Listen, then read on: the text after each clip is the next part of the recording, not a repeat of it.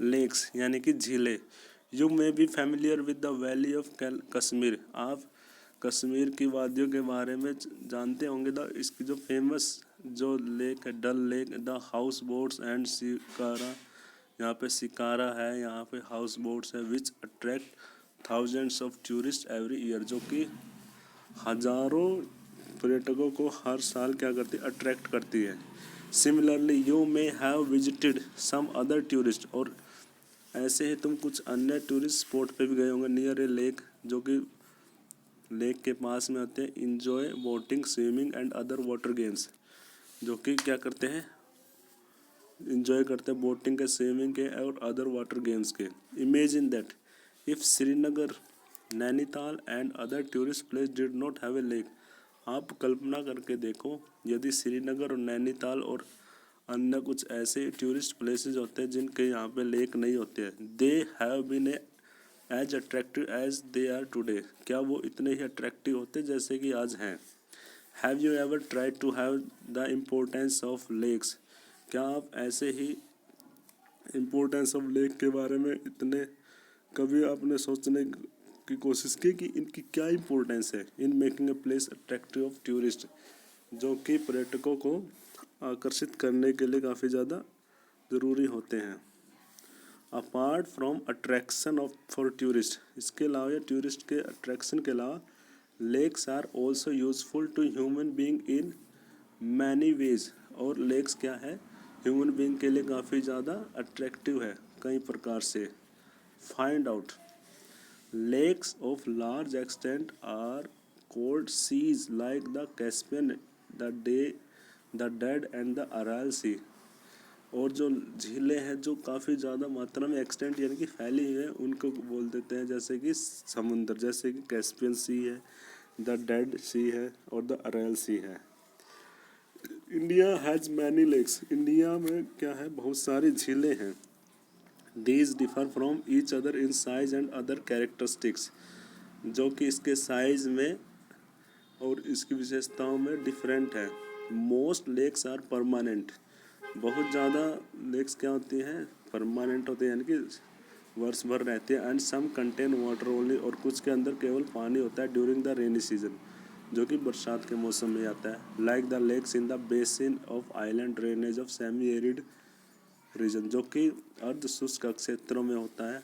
There are some lakes which are the result of the action of glaciers, और यहाँ पे कुछ अन्य झीलें होती हैं जो कि ग्लेशियर्स का एक्शन होता है, ग्लेशियर और आइस शीट्स की वजह से बनती है।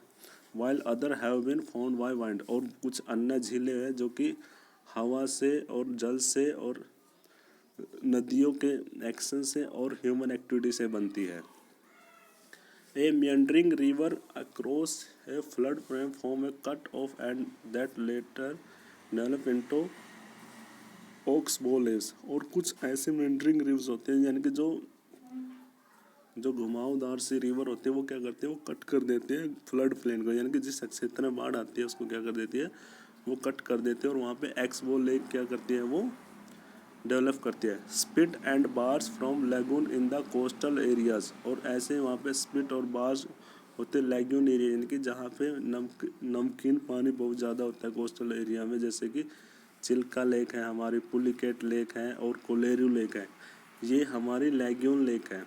Lakes in the region of inland drainage are sometimes seasonal, और लेक्स होते हैं जो इनलैंड एरिया में कुछ क्या होते हैं, सीजनल होती है। For example Sambhar lake in Rajasthan, Rajasthan में सांबर लेक है जो which is a salt water lake, वो क्या है, वो एक सॉल्ट वाटर लेक है। Its water is use for producing salt, इसका वाटर क्या है, पानी को प्रोड्यूस करने में यूज किया जाता है।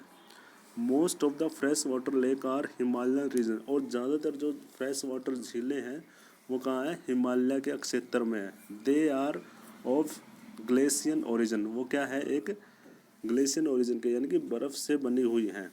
In other word they found when glacier drug out, अन्य शब्दों में वो तब बनती है जब ग्लेशियर से पिघलता है बेसिन में। And which was later filled with the snow melt, और जो बाद में स्नो मेल्ट से क्या हो जाता है, भर जाता है। The Wular lake in Jammu and Kashmir, वहीं दूसरी ओर जम्मू और कश्मीर में वुलर लेक है, in contrast in the result of tectonic activity, जो कि टेक्टोनिक एक्टिविटी की वजह से बना है। It is the largest fresh water lake in India, यह इंडिया में सबसे बड़ी फ्रेश वाटर लेक है। The Dal lake, Bhimtal, Nainital, Loktal and Barapani are some other important fresh water lake, ये कुछ अन्य फ्रेश वाटर लेक हैं।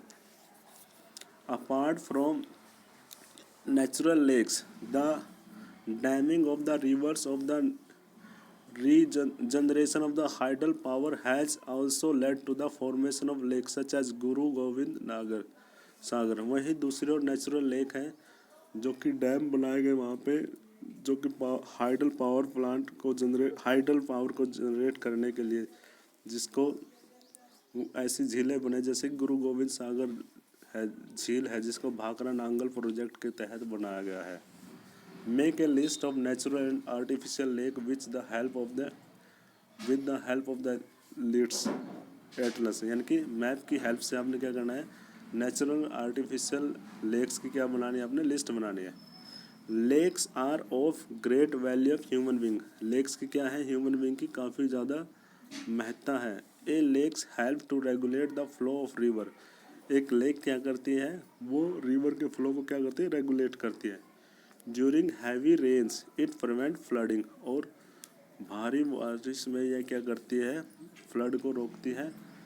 ड्यूरिंग द ड्राई सीजन, और ड्राई सीजन में it has the maintain and even flow of the water, और dry season में यह क्या करती है, मेंटेन करती है हवा पानी को।